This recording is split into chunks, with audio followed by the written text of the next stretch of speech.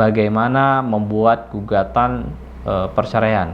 Namun untuk yang agama Kristen dan Katolik kita belum pernah buat, jadi hari ini kita akan membuat draft atau format bagaimana membuat gugatan yang baik dan bisa dipraktekkan ketika Sobat Ram ingin mengajukan gugatan di pengadilan tanpa harus menggunakan pengacara. Jadi Sobat Ram bisa membuat gugatan secara mandiri dan mendaftarkan secara mandiri.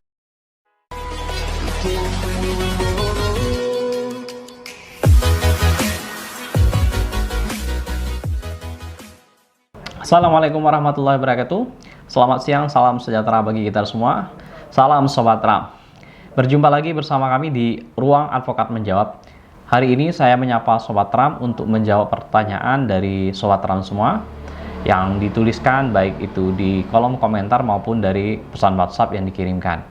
Jadi ada salah satu teman kita atau Sobat Ram yang bertanya dari inisial TT dari Kota Medan terkait dengan perceraian, bagaimana membuat gugatan perceraian, karena dia hanya melihat contoh untuk orang agama Islam yang pernah kita bagikan di video yang sebelumnya. Namun untuk yang agama Kristen dan Katolik kita belum pernah buat, jadi hari ini kita akan membuat draft atau format bagaimana membuat gugatan yang baik dan bisa dipraktekkan ketika Sobat Ram ingin mengajukan gugatan di pengadilan tanpa harus menggunakan pengacara. Jadi Sobat Ram bisa membuat gugatan secara mandiri dan mendaftarkan secara mandiri. Dan perlu dipahami bahwa gugatan yang kita berikan itu adalah sesuai dengan format yang diatur oleh peraturan perundang-undangan dan juga sering kita gunakan untuk mengajukan gugatan di pengadilan. Jadi bukan kita memberikan format yang salah, tidak. Kita berikan format yang benar dan yang baik, tetapi dengan catatan Sobat Ram harus memperhatikan dan melihat format ini secara utuh dan jangan sampai di skip, karena penjelasannya nanti ya cukup detail. Kalau seandainya tidak paham, ya takutnya nanti salah tulis. Jadi tonton video ini sampai dengan selesai. Namun sebelumnya jangan lupa untuk subscribe, like, dan share video kami. Jadi Sobat Ram harus menyiapkan yang pertama adalah surat pemberkatan dari gereja. Yang kedua, harus menyiapkan akte perkawinan dari Dinas Catatan Sipil yang asli. Jika tidak ada yang asli, maka bisa mengurus duplikatnya di kantor catatan sipil di mana register perkawinannya dilakukan waktu itu. Kemudian yang ketiga, menyiapkan namanya kartu tanda penduduk penggugat asli dan akte kelahiran anak jika ada, kemudian kartu keluarga jika ada. Setelah data ini lengkap, kita langsung membuka website kantor pengacara RAM. Nah, pertama kali kita akses halaman Google. Tentunya Sobat RAM harus punya laptop atau punya komputer, karena kalau tidak punya ya tentu tidak akan bisa membuat atau mengetik surat gugatannya. Jadi yang pertama, pada halaman Google kita ketikkan kantor pengacara RAM. Setelah menemukan halaman kantor pengacara RAM.com, tinggal klik pada halaman website kantor pengacara RAM. Banyak menu-menu yang disediakan sebagai informasi. Nah, untuk mendapatkan link draft gugatan perceraian, Sobat RAM tinggal klik download. Nah, pada halaman download terdapat beberapa contoh-contoh. Jadi yang pertama untuk orang beragama Islam, yang kedua untuk orang agama Islam, yang ketiga untuk orang yang beragama Kristen atau Katolik. Yang dimaksud agama di sini itu yang menikah secara agama Kristen atau yang menikah secara agama Katolik. Jadi tinggal diklik di gugatan perceraian non-Muslim. Nah, jadi diklik di sini. Oke. Kemudian sudah terdownload. Tinggal kita buka. Setelah kita download, kita buka. Setelah dibuka, Sobat RAM bisa melihat beberapa yang masih belum terisi, seperti titik-titik ini, Sobat RAM tinggal isi. Jadi yang pertama yang harus diperhatikan, dokumen yang sudah disiapkan itu jangan lupa untuk dicek dan diperhatikan dengan benar, jangan sampai ada yang salah. Jadi saya membuat contoh draft ini pengajuannya di Sleman. Pertama harus dibuat adalah tempat di mana gugatan itu dibuat, misalkan Kabupaten Sleman atau di Sleman gitu. Kemudian tanggal berapa, bulan berapa, tahun berapa. jangan sampai lupa untuk diedit, kemudian perihalnya tidak perlu diedit, seperti ini cukup, gugatan perceraian. Nah, kemudian untuk kepada yang terhormat, yang mulia Ketua Pengadilan Negeri Sleman. Jadi disesuaikan dengan tempat pengajuan. Jika Sobat Ram berada di kota Medan misalkan, ya Pengadilan Negeri Medan. Atau di kabupaten mana, nanti tinggal ditulis saja kabupaten mana. Kemudian di sini pada halaman pembukanya ada namanya dengan format, tidak perlu dirubah. Perkenalkan saya yang bertanda tangan di bawah ini. Seperti ini adanya, kemudian namanya. Jangan lupa ditulis, misalkan namanya adalah Tari Mawar, misalkan ya, Tari Mawar. Kemudian nomor identitasnya bisa KTP, nomor KTP, misalkan nomor SIM, atau nomor paspor. Jadi ini bisa ditulis sesuai keadaan sebenarnya. Kemudian tempat tanggal lahir, jangan lupa untuk dituliskan misalkan Jakarta. Kalau lahir di Jakarta, tanggal 12 bulan 12 misalkan ya tahun 1980. Nah, kemudian jenis kelaminnya kalau istri yang mengajukan, ingat ini adalah kolom penggugat, jadi ditulis saja perempuan. Kemudian jangan lupa nomor telepon atau nomor HP-nya serta emailnya. Kemudian warga negaranya jangan lupa diisi, ditulis warga negara kewarganegaraan Indonesia ditulis, kemudian agamanya. Nah, untuk orang yang beragama Kristen Protestan tinggal dihapus yang Katoliknya. Kalau untuk orang yang beragama Katolik tinggal dihapus Kristen Protestannya. Jadi begini. Oke, agamanya kita ambil agama Katolik seperti itu. Kemudian status. Jangan dilupa dituliskan statusnya kawin atau belum kawin karena ini perceraian pasti kawin. Kemudian pendidikan terakhir apakah tamatan SMA, tinggal ditulis SMA. Kemudian pekerjaannya apa, kalau pekerjaannya karyawan swasta tinggal ditulis karyawan swasta. Tempat tinggal, nah ini sangat penting, jangan lupa dan jangan salah tulis kalau surat menyurat nanti datang ke alamat tersebut. Jadi jalannya apa, kalau itu nama perumahannya dulu, misalkan nama perumahan Permata Hijau, Jalan Mutiara nomor 1, RT jangan lupa sesuai dengan alamatnya, RW, nama desanya, kelurahannya, kalau ada nama dusunnya boleh dituliskan, kecamatannya, kabupatennya, dan provinsinya. Mohon selanjutnya disebut sebagai penggugat tidak perlu diganti, seperti itu. Ini adalah kolom identitas penggugat. Selanjutnya kita mengisi kolom identitas tergugat. Siapa yang kita gugat? Tadi kita istri menggugat suami, maka kolom berikutnya adalah kolom identitas suami. Nama wajib diisi. Uco misalkan ya, saya tulis saja. Uco. Kemudian nomor identitasnya ditulis. Misalkan nama KTP kalau ada, tapi kalau tidak ada cukup dikasih strip. Kemudian tempat tanggal lahir harus diisi sesuai dengan keadaan sebenarnya. Lahir di Medan, misalkan tanggal 16 bulan 1 tahun 1979 misalkan. Jenis kelamin sudah pasti laki-laki karena kita menggugat suami. Nomor telepon kalau tahu silahkan diisi, tapi tidak tahu bisa kasih strip. Kemudian agama sesuai dengan perkawinannya.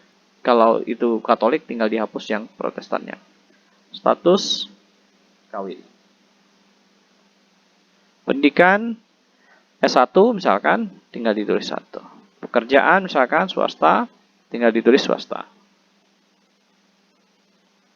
Alamatnya jangan lupa ditulis alamat lengkap tergugatnya. Ini sangat penting sekali sesuai dengan alamat sebenarnya. Tetapi kalau tidak diketahui alamatnya, Sobat Ram bisa menulis di sini. Dan saat ini tidak diketahui keberadaannya secara pasti di seluruh wilayah Republik Indonesia.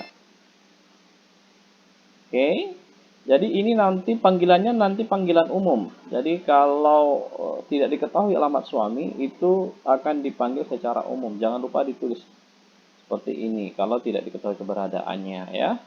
Ini contoh gugatan secara umum. Nanti silahkan ditiru seperti itu. Tapi kalau alamatnya tahu pasti jadi tidak perlu ini ya. Ini kalau alamatnya tidak diketahui. Kemudian mohon selanjutnya disebut sebagai tergugat. Ini tidak perlu dirubah, sudah jelas. Kemudian adapun hal yang menjadi dasar atau dalil ini tidak perlu dirubah. Kemudian yang poin 1 atau posita 1 itu tinggal diedit. Bahwa penggugat dan tergugat merupakan pasangan suami istri yang telah melangsungkan perkawinan secara agama Katolik. Nanti bisa dicek di akte perkawinannya.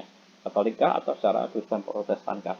Di pemuka agama yang bernama pendeta siapa atau romo siapa tulis di sini. Kemudian tanggal berapa, di gereja mana. Ya, misalkan gereja Maria beralamat di jalan mana, nomor berapa, kecamatan mana, kota mana, dan provinsi mana. Kalau tahu, ditulis secara lengkap. Kemudian di bawahnya tinggal diedit saja bahwa perkawinan antara penggugat dan tergugat melalui agama Katolik, ya kita ganti Katolik, itu telah didaftarkan di Dinas Catatan Sipil. Misalkan di sini kita tulis Kabupaten Sleman. Sesuai dengan kenyataannya ya, ini hanya contoh. Kemudian sesuai dengan kutipan perkawinan, nomornya berapa, dilihat dan diperhatikan di aktenya, kemudian tanggal berapa, kemudian jangan lupa dicek lagi ya, dinas kabupaten mananya, sangat penting sekali, jangan sampai salah. Nah, pada poin 3 ini bisa dirubah sesuai dengan kenyataannya, bahwa setelah menikah tinggal berpindah-pindahkah atau di satu tempat saja. Kalau satu tempat tinggal ditulis bahwa setelah menikah tinggal di rumah siapa, penggugat, apa rumah tergugat, atau rumah orang tua, atau rumah bersama yang dibeli bersama. Tinggal ditulis alamatnya di jalan apa, nomor berapa, RT RW-nya, kecamatan, kabupaten, dan nama provinsinya. Tapi kalau berpindah-pindah bisa ditulis seperti ini. Yang 4, ini tidak perlu dirubah, tinggal ditambahkan saja bahwa awalnya pernikahan tentu harmonis. Setelah itu memiliki anak yang bernama siapa, jenis kelaminnya jangan lupa diganti, ini diperbaiki. Perempuan atau laki-laki, misalkan punya anak perempuan yang pertamanya, yang kedua anak laki-laki, tinggal dihapus atau diperbaiki. Yang kelima, nah ini sangat penting, bahwa kerukunannya itu sudah tidak berjalan harmonis lagi semenjak kapan. Itu ditulis tahun berapa, penyebab awalnya apa. Penyebab awalnya misalkan ya, tahun itu diketahui tergugat punya hubungan dengan wanita lain, kemudian diketahui dari apa, SMS kah, atau melihat mereka berjalan, atau mengakui sendiri, bagaimana, tinggal ditulis awalnya apa penyebabnya, atau penyebabnya tidak memberikan nafkah. Atau misalkan yang keenam, selain itu penyebabnya adalah, misalkan di sini kita tulis adalah misalkan tidak bertanggung jawab memberi nafkah. Dan terus yang ketujuhnya tinggal ditambah saja. Nah, bahwa puncaknya kapan? Perselisihan dan pertengkarannya tahun, misalkan ditulis tahun 2020 ya, misalkan ya. Misalnya, penggugat tergugat pisah rumah. Pisah rumah itu berbeda dengan pisah ranjang. Untuk orang yang non, saran saya pisah rumah terlebih dahulu sebelum mengajukan gugatan. Karena untuk mengajukan gugatan non muslim cukup sulit, jadi harus pisah rumah terlebih dahulu. Nah, kalau pisah rumah, penggugat tinggal di mana, tergugat tinggal di mana, tinggal diperbaiki atau diedit di sini. Ini nomor 9 perlu ditambah, tinggal tambah. Di sini pasti sudah ada di mediasi keluarga atau tidak. Terus sudah konsultasi pendeta apa belum, tinggal diedit atau diperbaiki. Kemudian nomor 10, jangan diedit, cukup seperti ini. Nomor 11 juga tidak perlu diedit, 12 tidak perlu diedit, 13 tidak perlu diedit. Nah, di sini tinggal diganti, kalau itu di Kota Medan tinggal diganti Medan, tapi kalau ini saya ambil contoh di Sleman, ini saya buat Sleman. Nah, ini primernya, nomor 1 tidak usah diganti, nomor 2 itu cukup diisikan nama penggugatnya siapa, tinggal di copy paste atau dilihat berdasarkan akte perkawinan. Kemudian nama tergugat juga, nomor perkawinan juga, dan kabupaten mana yang dikeluarkan juga ditulis. Nah, ini kemudian yang perlu diperbaiki, yang ini sesuai dengan kenyataannya, dan yang ini sesuai dengan wilayahnya ya. Kemudian yang ini tidak perlu banyak diperbaiki, cukup perbaiki yang ini saja, nomor 4 ini. Dan yang kelima tidak perlu diperbaiki sama sekali, dan yang bawahnya juga tidak perlu diperbaiki. Cukup nanti kasih nama, misalkan Tari Mawar. Nah, setelah itu tinggal di print dan ditandatangani. Selesai. Cukup mudah bukan? Jadi itu sebelum di print jangan lupa untuk dicek lagi. Setelah benar semua nanti di print, dan selanjutnya tinggal digandakan atau di copy sesuai dengan permintaan pengadilan. Misalkan minta pengadilan 7 rangkap, maka di fotokopi 7 rangkap setelah ditandatangani. Oke, itu tadi format yang kita buatkan dan mudah-mudahan itu bermanfaat. Jadi cukup mudah sekali Sobat Ram, tinggal download di website www.kantorpengacara-ram.com. Di menu downloadnya di situ tersedia beberapa contoh surat gugatan dan Sobat Ram tinggal klik yang surat gugatan sesuai dengan agamanya masing-masing. Sampai di sini dulu diskusi kita hari ini, semoga bermanfaat. Terima kasih. Wassalamualaikum warahmatullahi wabarakatuh. Selamat sore dan salam sejahtera bagi kita semua. Salam Sobat Ram.